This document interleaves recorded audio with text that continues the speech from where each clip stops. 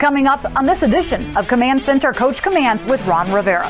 While the game did not go our way down in Dallas, there were some bright spots for the Commanders, including the play of D linemen Jonathan Allen and Daron Payne.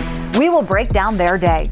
And we will need both of those guys and the rest of our defense ready to go tomorrow when Derrick Henry and the Tennessee Titans run into FedEx Field. We'll get you set for that one. Plus, Coach Rivera and the Commanders have 2 games in 5 days. We'll talk about the quick turnaround before heading out to Chicago for the battle with the Bears.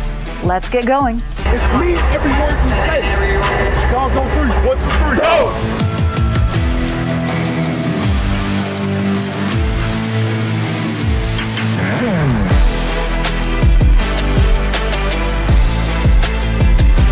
Get a great deal on a Honda certified pre-owned vehicle. Peace of mind with incredible benefits. Finding the Honda you really want just got easier with Honda certified pre-owned. Hurry, see your local Honda dealer today. Now check out this pretty cool moment this week when DC United head coach and soccer legend Wayne Rooney stopped by the park here in Ashburn to watch practice and visit with the team. He and Coach Rivera did a nice jersey and kit swap. Really nice to be able to see them share that. Terry McLaurin also had a chance to swap jerseys with United captain Steve Birnbaum. As we welcome you on into Command Center Coach Commands with head coach Ron Rivera, Julie Donaldson here as well. Coach, it's really nice to be able to see the teams come together and kind of be a part of your practice. Well, it was kind of cool. They wanted to come and see what it was like, see our style, how we do things. And, one of the comments he made that was real interesting is like, he noticed that for us, it's stop and start, stop and start. And he talked about for them how it is just continual, how they constantly have to go, go, go, and then finally eventually take a break. And he said that's one of the things he finds interesting. He said, but at the end of the day, it's all about the same attitude, the same way of doing things, with one goal in mind, that's to win. And I know the head coach there, Rooney, he's got a challenge trying to get DC United on track, something you know about. So we'll have a conversation with them a little bit later in the show as well. Logan Paulsen is standing by in the film room to go over some tape with head coach Rivera. Look at that. He is getting set, Coach.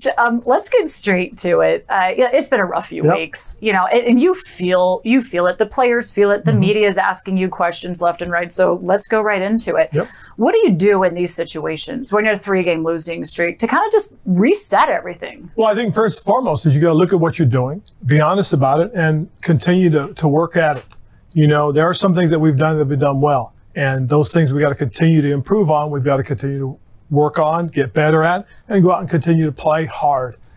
Things turn, and when they do turn, they can turn very quickly and be really positive. We've heard a lot of players in Carson also say, look, there are some times where you're just so close on making a play, missing a play, making a tackle, missing a tackle, that would result in totally different outcomes. But when your offense is struggling like it is, the offensive line is struggling, the quarterback struggling, it's what can you do in your experience to kind of set that straight? Well, it's a matter of going back, looking at what you do well, and do those things repeatedly. It doesn't matter, but if you continue to do those things, keep pounding away at it, you got a chance to make something positive happen, something pop. And before you know it, you get a little momentum, and then you're on your run.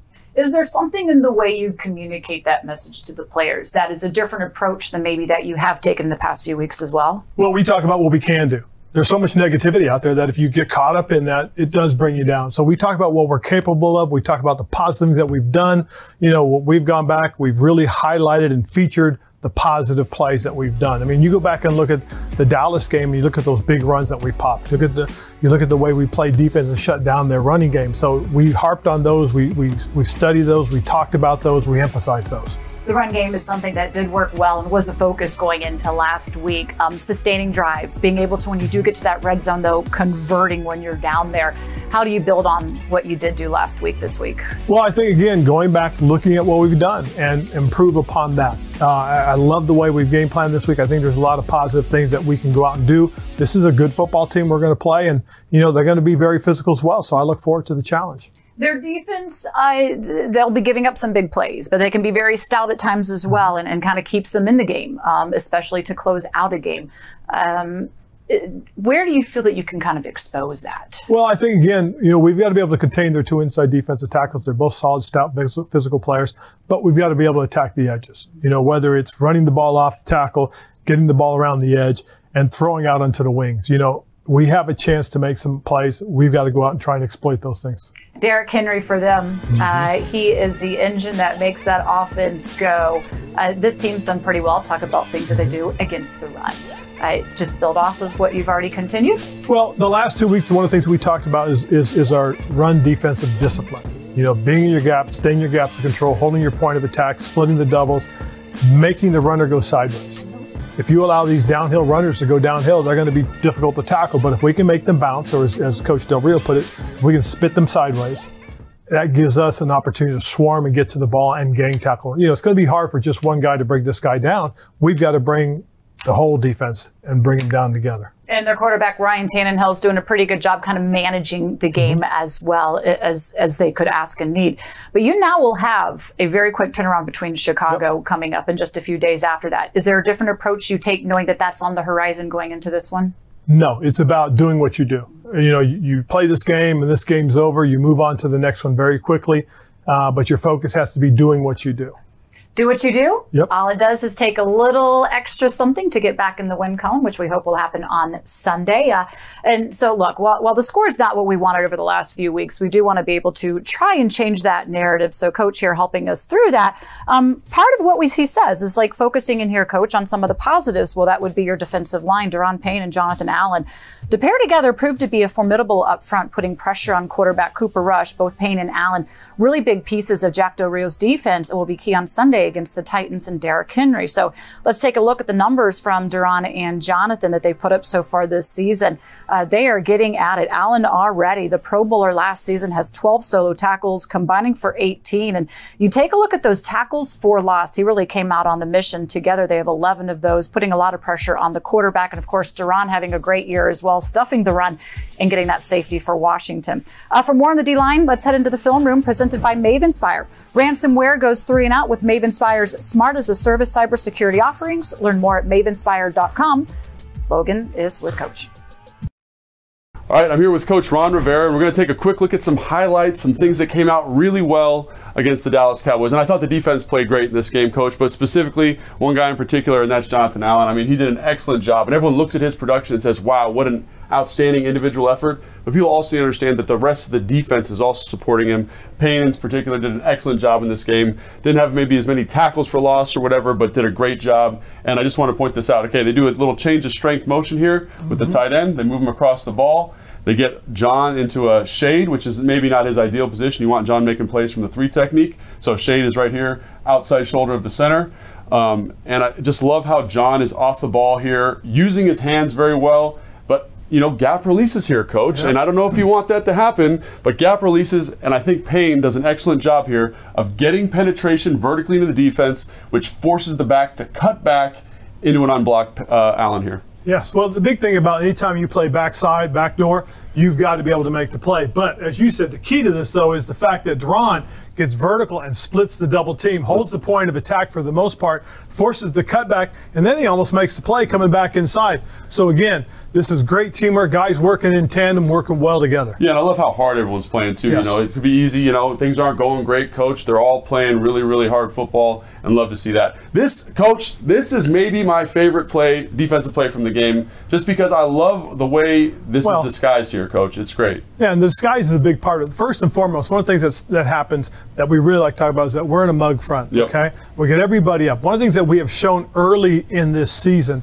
has been the ability, okay, to run a zero blitz or to run man pressure. And so, zero blitz is everybody's coming, right? Correct. Man across the back end. Yep. Correct. And then you're involving the post safety. He's no longer involved in the post. But what we've done is we've given that look to everybody right now. And then with the motion, everybody thinks, again, we are playing man. And I love because Benjamin St. Juste puts a little seasoning on it, Coach, disguises it a little bit. Because I tell you, if I was playing 10 here, I'd be like, oh, this is man coverage. We got some type of pressure coming. And it's just those little details that kind of elevate this play. Yes. And again, you said, and watch the linebackers drop out. Everyone's dropping to their spots. Great job. You end up in like a nice cover 2 structure here with the safeties on the back end. They've got half. Oh, this is the Tampa player, excuse me, but he's got half down here. It's a great job in terms of disguising the coverage, getting guys into good spots, and then you force the quarterback to hold the football. Exactly, and what it also did for us was it created some one-on-one opportunities. Oh, yes. Again, Jonathan Allen gets a one-on-one. Montez Sweat gets a one-on-one, yeah, let's talk about that from the back end, yeah. Daron Payne gets a one-on-one. Okay, Casey Toohill gets a 1, and excuse me, Daron is actually the only guy that gets the double. Okay, because the center comes over to help.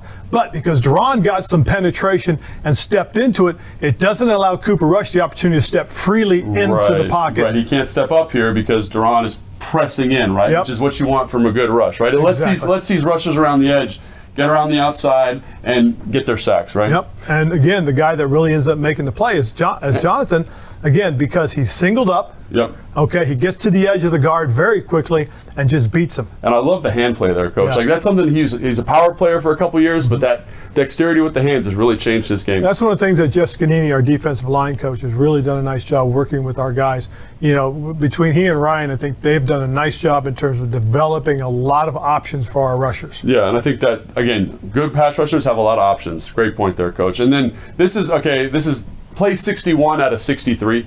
I think it's very possible that everyone can kind of be mailing in the bag here. Dallas is in a 4-minute offense. And I just want to point out how hard these guys are playing. Everyone's playing hard, but they end up making the play. And what does that mean to you, Coach, having guys competing this late in the game? Well, I mean, as long as they feel there's an opportunity to win, they're going to go out and they're going to play football the way they're supposed to.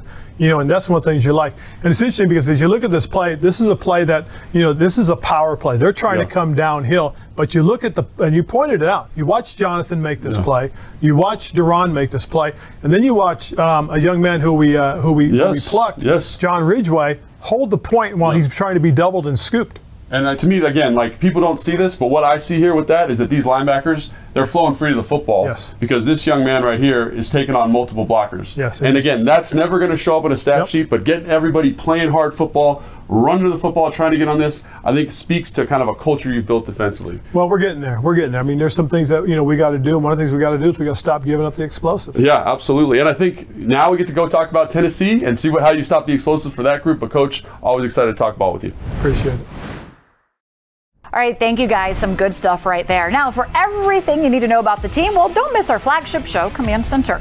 You can join myself, former tight end and film room expert Logan Paulsen, and our wideout 8 to the 9, Santana Moss, every day for your Commanders fix, highlights, analysis, and inside access that you're not going to get anywhere else. You can see every episode on our YouTube channel and on commanders.com. You can also check us out on NBC Sports Washington weekdays at 5:30 and 10 p.m. Now, don't go away, because when we come back, Coach and Logan are heading into Coach's office to look at some of the Titans game tape. What makes their offense go? Derrick Henry is a big part of it, but he's not the only weapon you have to account for. And soccer legend and head coach of DC United, Wayne Rooney, stopped by the park to watch practice and chat with Coach Rivera. He will join us a little later right here on Command Center. Coach Commands with Ron Rivera, presented by your local Honda dealer.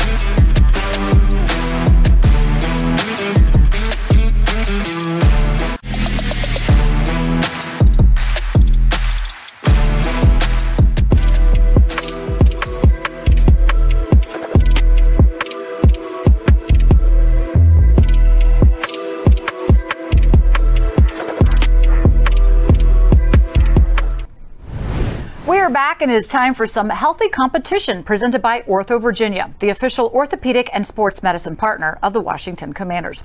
So let's take a look at how these two teams match up. If you look at how many points that they are putting up a game along with points allowed, well, it's pretty even. Same for passing yards allowed, except for we know that Washington had a little bit of a down week last week against the Cowboys. But it seems like against the Titans, that number should be able to increase because they are allowing more passing yards. Meanwhile, the rush yards, basically even as well.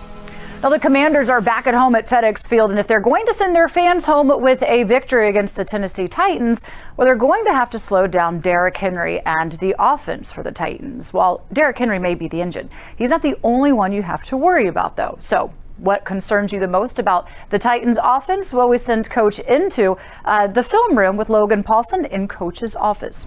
This is the Rivera Review presented by DC Prime. All stakes are not created equal. Coach, really excited to take a look at some Tennessee film here. This first clip is of a play action pass. And I think this team does an excellent job with the play-action pass game. And I just wanted to talk about how this puts you guys in conflict and why it can be so challenging to deal with. Well, the biggest thing first and foremost is you can't allow them to run the ball successfully early. Because if they do, then play action becomes even more deadly. And that's the thing you've got to be really aware of. And again, just look real quick at the route combination. More so than anything, this is a two-man route with a check out. Okay, so the back's going to check his way out as the safety valve. for the most part, what you really have is a two-man route off of against cover 3 for the most part. And what's going to happen on this is once the wide receiver drops his head like he's going vertical, that corner is going to start to take off. And as soon as he does, you're talking about, right? Yep. As soon as he does, he just shuts it down and breaks it to the out. Ball's delivered on time, big catch, first down. Yeah, and I think the other thing about this is the protection. And that to me is maybe more impactful, right? Because it lets the quarterback get hitches in his drop, right? It lets the offensive line kind of have a nice, easy pass protection down and lets the quarterback see those concepts open up. Right, and one of the things that they do as far as this is concerned is they're running this off of their belly weak action, okay? So weak side run, everybody's going to step to the weak side. And the things these guys do is they don't do what people just call elephants on parade. They're keeping their shoulders square. Yeah, so elephants on parade, everyone turns to the right and just runs to the sideline. Here, it's like a downhill, you feel this action. Right, and they keep those shoulders square. And because they keep those shoulders square, this looks just like the belly action, okay? Like they're running open side zone. So because of that, the D-line has to honor that before they get into their pass rush.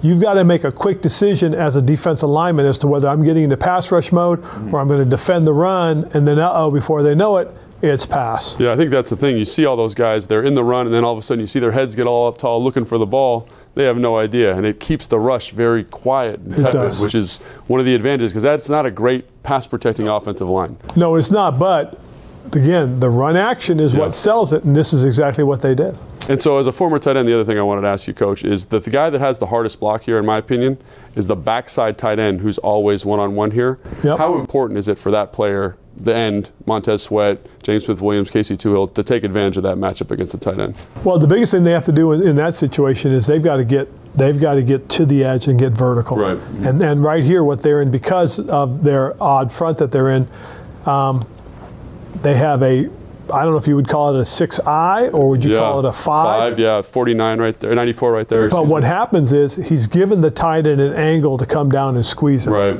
And for the most part, I don't think we'll have a defensive end in that position. And it's also important to put your guys in good positions to be successful, right, against this type of look here. Exactly. And because that happens, what happens, they get pinned and there's no edge rush. Yep, absolutely.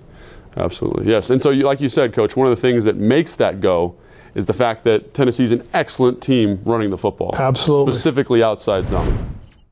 In honor of the breast cancer awareness game against the Titans on October 9th, the Washington Commanders are offering a special t-shirt and ticket package.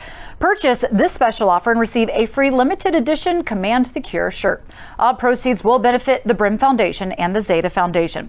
Visit commanders.com/BCA offer to get yours today. On game days, do not miss Command Center Game Day Live, the official pregame show of the Washington Commanders. We are live on the air starting 2 hours before kickoff. That'll be 11 a.m. tomorrow for a matchup with the Titans. You can also watch on our YouTube channel, Facebook, and Twitter, and listen on Big 100.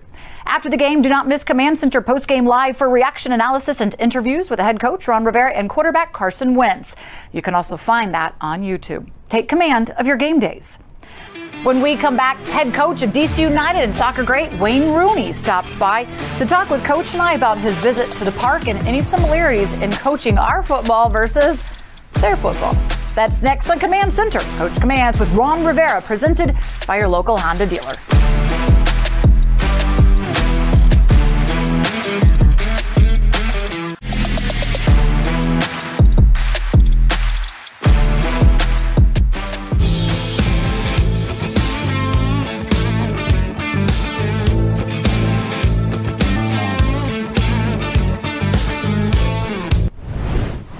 It is time for a Winning Legacy presented by the Maryland Lottery. Play fast, win fast with new Fast Play games from the Maryland Lottery. A little different spin on our Winning Legacy segment this week. We are looking at a different kind of winning football, the kind played on the pitch. Wayne Rooney is one of the best-known players in the world, playing with the Premier League and on England's World Cup team. He's now the head coach of DC United, and earlier this week, he and some of his coaches and players came by the park to visit with Coach Rivera and the Commanders. Welcome back in here. We're with head coach and DC United head coach Wayne Rooney and soccer legend. Coach Rooney, you brought your staff out here to kind of watch practice. What was the overall goal for doing that, and what did you see today? Yeah, no, I think we had the opportunity to come down, and I think it's always great when you look at different sports because even though it's different, I think the message normally is the same.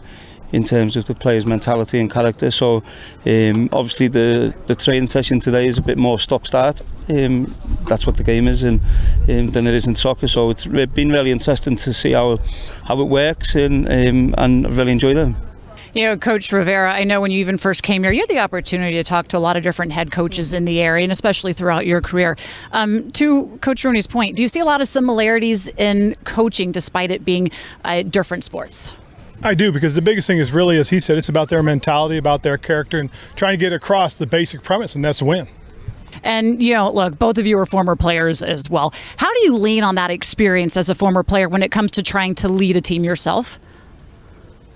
Yeah, I always look back and think, what would I want as a player? And obviously you can't always give the players exactly what they want, but in the main, I always feel if you treat the players right and trust them, you normally get a lot of trust and respect back. And for players now, it's a lot different to when I played even 10 years ago. I think obviously with social media, there's a lot of different things in the way which can almost affect players, so you have to make sure you manage them in the right way in order for them to perform at the best. Coach, for you? Well, I agree with what Wayne said. The biggest thing is that today the players dealing with a lot more than we did off the field. Our focus really was, we were able to really focus in on what we needed to do as athletes for the most part. Now these guys, not only do they have to worry about what's going on the field, but what's going on off it. You know, Coach, it's important. I know we talk about supporting different franchises within this market. What do your players get and your coaching staff get when you do host a different team out here? Well, they get a different flavor. They get an idea as to what these guys go through, but the one thing they do share, and that is the passion for their game. And so that's kind of a neat connection they have. You know, I don't want to say anything, and I hate even going here, but should there be a need for us to go out there and use you as a kicker, field goal or anything? Is that possible? Do you know what? Obviously in England we have rugby, and I've tried to kick a rugby ball a few times, and it's a lot more difficult than it is with a football. Coach, any concerns on having to call Rooney up? No, I think Joey's going to do a good job for us, you know. And again, I think our guys really appreciated this, just because again it's an opportunity to understand a little bit about the game outside of America. Great to have you and your coaching staff here, Coach Rooney. Wish you the best of luck as you continue on and being the head coach for DC United. And Coach, we are looking forward to a great outing this weekend, and we'll talk with you next week. Everybody, thanks so much for joining Coach Commands with head coach Ron Rivera. We'll see you next time.